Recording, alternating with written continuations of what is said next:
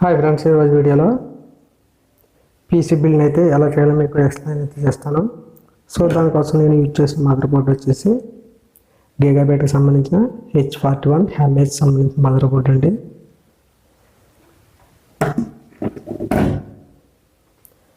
అలాగే i3 10th generation processor అండి. మనకు ప్రాసెసర్తో పాటుగా మనకు CPU, కూలింగ్ అయితే హీట్ సింక్, ఫ్యాను మనకు ప్రాసెసర్ బాక్స్లో వస్తుంది.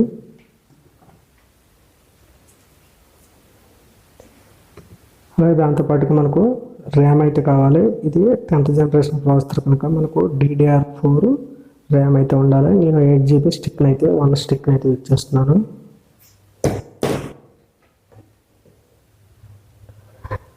అలాగే నేను యూజ్ చేసిన CPU అంటే ప్రాసెసర్కి 10100F మోడల్కి తప్పనిసరిగా మనం గ్రాఫిక్ కార్డ్ని అయితే యూజ్ చేయవలసి ఉంటుంది. దానికోసం నేను 2GB యాసిస్కి సంబంధించిన DDR5 గ్రాఫిక్ కార్డ్ని అయితే యూజ్ చేస్తున్నాను.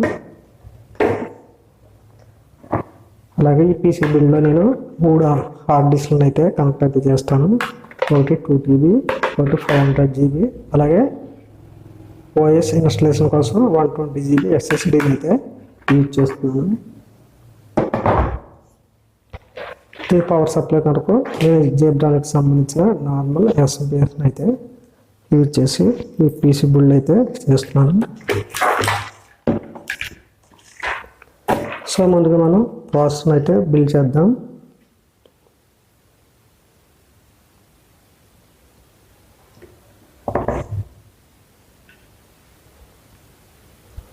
ఈ ప్రాసెసర్లో మనకు ఇటు సైడ్ పిన్ ఉంటుంది. ఈ పిన్ ఓపెన్ చేయండి. ఓపెన్ చేస్తే మీకు ఆటోమేటిక్గా క్యాప్ అయితే ఓపెన్ అవుతుంది. ఓపెన్ అయిన తర్వాత ఈ ప్లాస్టిక్ క్యాప్ని రిమూవ్ చేయండి. రిమూవ్ చేసిన తర్వాత మనం ప్రాసెస్ని అయితే దీంట్లో ఫిక్స్ అయితే చేయాలి. చూడండి, మనకు సైడ్లో అయితే కార్నర్ కటింగ్ ఉంటాయి. అదే కార్నర్ కటింగ్ మీకు ఇక్కడ CPU ఇన్స్టాలేషన్ చేసే చోట కూడా సేమ్ అదే రకంగా ఉంటాయి. చూసుకుని ఫిక్స్ చేయండి.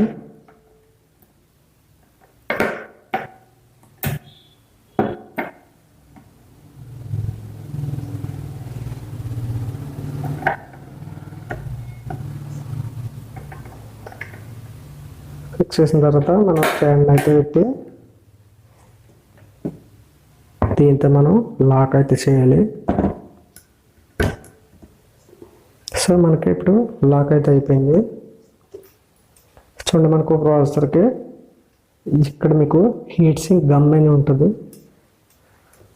ఆ గమ్ని మీరు పేస్ట్ చేయండి. ఇక్కడ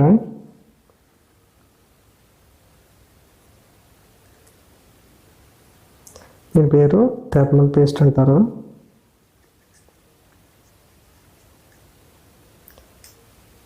ఆల్రెడీ మీకు ఇన్బిల్డ్గా ప్రాసెసర్తో పాటుగా వస్తుంది, కానీ నేను ఒకసారి యూజ్ చేసి ఓపెన్ చేసినందుకు గమ్ అయితే తక్కువైంది. దానికోసం నేను పెడుతున్నాను. మీకు కొత్త ప్రాసెసర్ అయితే కనుక మీకు ఇన్బిల్డ్గా ఉన్న థర్మల్ పేస్ట్ అయితే సరిపోతుంది. ఇప్పుడు మనం ఈ 4 లెగ్స్ని మదర్ బోర్డ్ యొక్క సాకెట్లో హోల్స్ ఉంటాయి 4 పక్కల. ఈ హోల్స్కి అయితే మనం ఇలా పెట్టి లాక్ అయితే చేయాలి.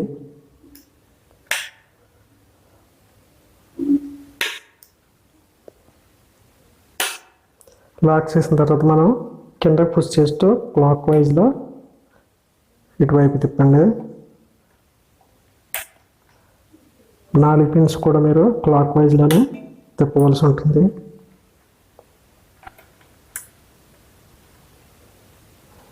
సో మనకి ఇప్పుడు CPU ఫ్యాన్ అయితే ఇన్స్టాలేషన్ అయితే అయిపోయింది. చూడండి, ఫ్యాన్ పవర్ సప్లై అండి. ఇది ఇక్కడ మీరు పవర్ సప్లై అయితే ఇవ్వాల్సి ఉంటుంది.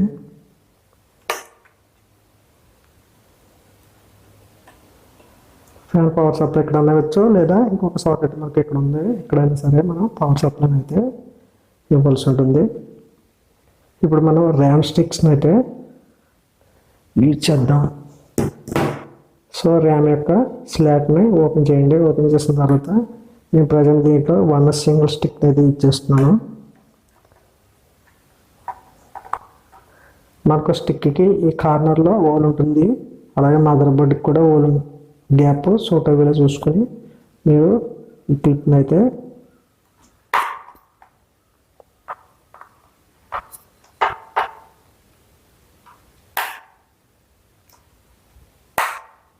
సో ఈ రకంగా మనం వ్యాయామం అయితే ఇన్స్టలేషన్ అయితే అయిపోయింది.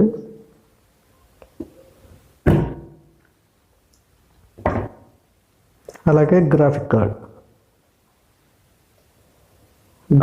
కూడా ఇంతే అండి. మనకు గ్రాఫిక్ కార్డ్ పోర్ట్లో చూడండి, ఇక్కడ మన గ్రాఫిక్ కార్డ్ పోర్ట్ కనిపిస్తుంది కదా, ఈ పోర్ట్లో అయితే మనం దీన్ని అయితే ఇన్సర్ట్ అయితే చేయాలి. చేసిన తర్వాత మనకు కింద అయితే లాక్ బటన్ ఉంటుంది. ఈ లాక్ బటన్ మీరు పైకి అయితే జరపండి. సో మనకు గ్రాఫిక్ కార్డ్ కూడా ఇన్స్టలేషన్ అయితే అయింది. ఇప్పుడు మనం పవర్ సప్లై పోర్ట్స్ని అయితే ఇద్దాం. చూడండి, దీంట్లో 24 పిన్స్ కేబుల్ ఉంటుంది. ఇది మదర్ బోర్డ్ యొక్క ఈ సాకెట్లో అయితే మీరు కనెక్ట్ చేయాలి. ముందుగా నేను పవర్ సప్లైకి పవర్ ప్లగ్ పిన్ అయితే కనెక్ట్ అయితే చేశాను.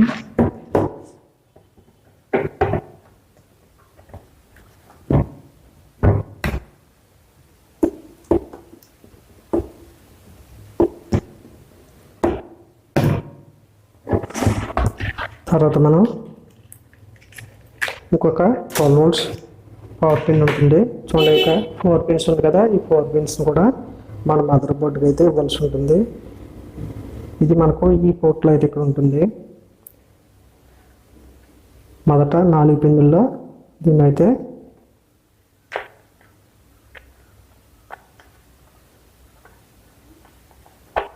మొదట 4 పిన్నుల్లో పెట్టండి. అలాగే దీన్ని కూడా కిందకి పుష్ అయితే చేయండి. చూసారు కదా, 12 volts power pin. Mother board కింద 2 కనెక్షన్స్ అయితే ఇచ్చేసాం. ఇంకా మనకు SMPSలో ఇంకొక 2 కేబుల్స్ అయితే ఉన్నాయి. ఈ 2 కేబుల్స్ వచ్చేసి మనం DVD రైటర్ కానీ హార్డ్ డిస్క్ కానీ కనెక్ట్ అయితే చేయాలి. ప్రజెంట్ నేను 3 హార్డ్ డిస్క్లు తీసుకున్నాను, కానీ మీకు ఒక హార్డ్ డిస్క్ని కనెక్ట్ అయితే చేస్తున్నాను. హార్డ్ డిస్క్ యొక్క పవర్ కేబుల్ని అయితే ఈ పిన్స్ ఆధారంగా మనం ఈ విధంగా కనెక్ట్ అయితే చేయండి. అలాగే SATA కేబుల్ అండి, ఇది SATA కేబుల్ డేటా ట్రాన్స్ఫర్ వరకు. చూడండి, ఇక్కడ మనకు మదర్ బోర్డ్లో SATA పోర్ట్స్, ఈ మదర్ బోర్డ్కి అయితే ఇక్కడ 4 పోర్ట్స్ అయితే ఉన్నాయి. ఈ 4 పోర్ట్స్లో మనం ఎక్కడైనా సరే మీరు ఈ పిన్ అయితే కనెక్ట్ అయితే చేయొచ్చు. కనెక్ట్ చేసిన తర్వాత ఈ పిన్ని హార్డ్ డిస్క్కి కనెక్ట్ అయితే చేయండి. సో ఇంతే.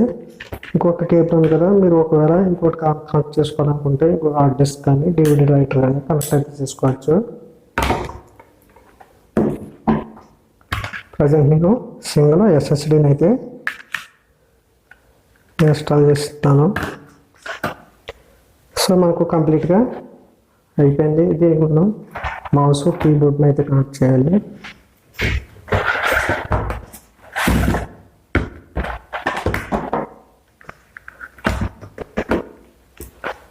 మౌస్ కీబోర్డ్ని కనెక్ట్ చేద్దాం.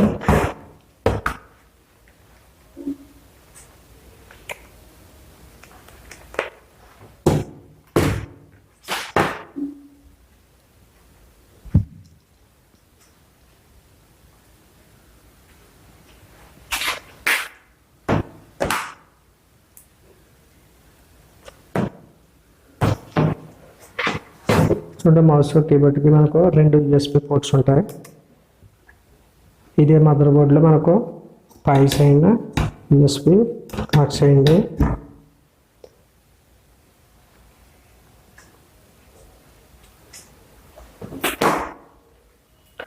అలాగే మానిటర్ నుంచి వచ్చిన VGA కేబుల్ని మీరు VGA కనెక్షన్కి కనెక్ట్ చేయాలి. ఒకవేళ HDMI ఉన్న వాళ్ళు అయితే HDMI పోర్ట్లో కనెక్ట్ అయితే చేయండి.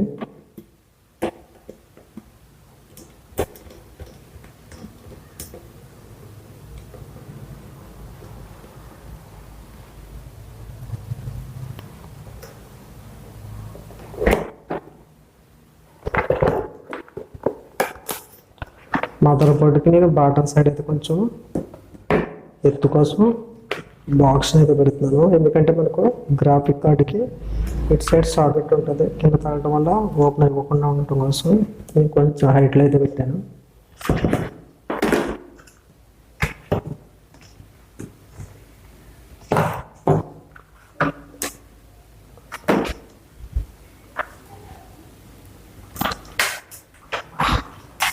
అలాగే ఎస్ఎంపిఎస్ నుంచి వచ్చిన పవర్ కేబుల్ని కనెక్ట్ చేస్తున్నాను.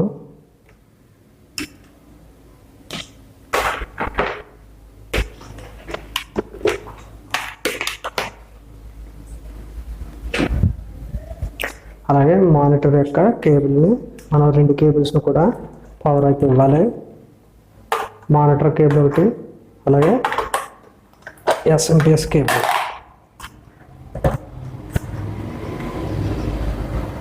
సో 2 కేబుల్ వేసి ఇచ్చిన తర్వాత మీరు ఆన్ చేయండి.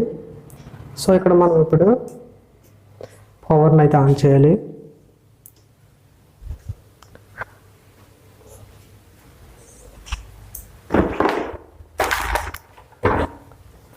మీరు పవర్ని ఆన్ చేసే ముందు ఈ కంపెనీ యొక్క మదర్ బోర్డు బాక్స్లో అయితే మీకు డాక్యుమెంట్ ఉంటుంది. ఒకసారి మీరు డాక్యుమెంట్ అయితే చూడాలి. ఒక్కొక్క డాక్యుమెంట్ ఒక్కొక్క రకంగా ఉంటుంది, కంపెనీని బట్టి మారుతూ ఉంటుంది. చూడండి, మనకి ఇక్కడ వచ్చేసి ఆడియో పోర్ట్ ఉంది, ఇక్కడ యూఎస్బి పోర్టు, అలాగే మనకు ఇక్కడ వచ్చేసి ఎఫ్ ప్యానల్ అని ఉంది కదా, మనకు క్యాబినెట్కి కనెక్షన్స్ ఇవ్వాల్సిన సప్లైస్ అంటే ఇవ్వండి. Power switch, reset switch, power LED, అలాగే హెచ్డిడి ఎల్ఈడి, ఈ 4 కనెక్షన్స్ మీరు ఈ మదర్ బోర్డులో ఇక్కడ ఇవ్వాల్సి ఉంటుంది. సో ప్రజెంట్ మనం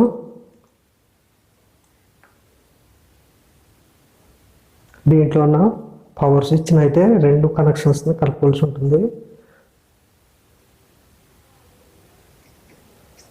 సో మనకైతే ఆన్ ఉంది, చూసారు కదా.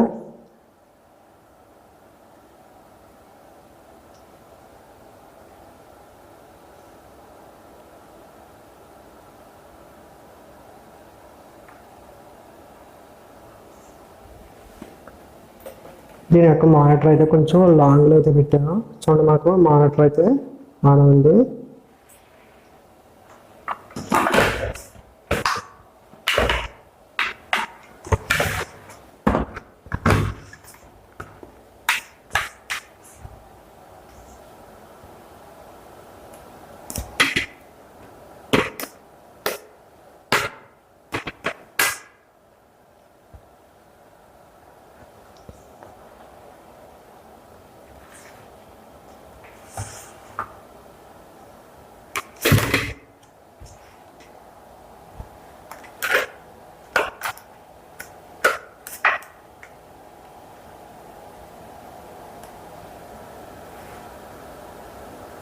సో మన కంప్యూటర్ అయితే వర్కింగ్ అండి.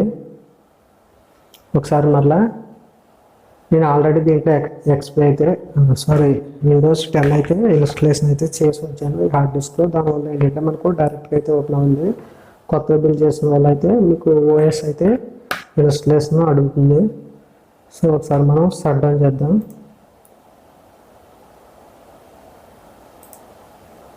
షట్ డౌన్, మనకు షట్ డౌన్ అయిన తర్వాత ఫ్యాన్ అయితే ఆగిపోతుంది.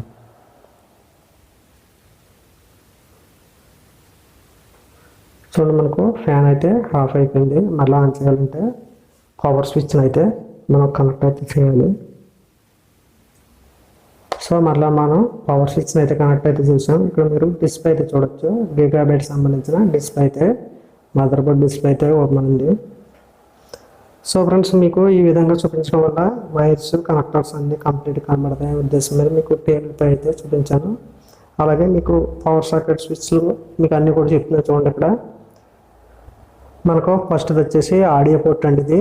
అలాగే 12 volts RGB కనెక్షన్స్ అయితే ఇక్కడ ఇవ్వాల్సి ఉంటుంది.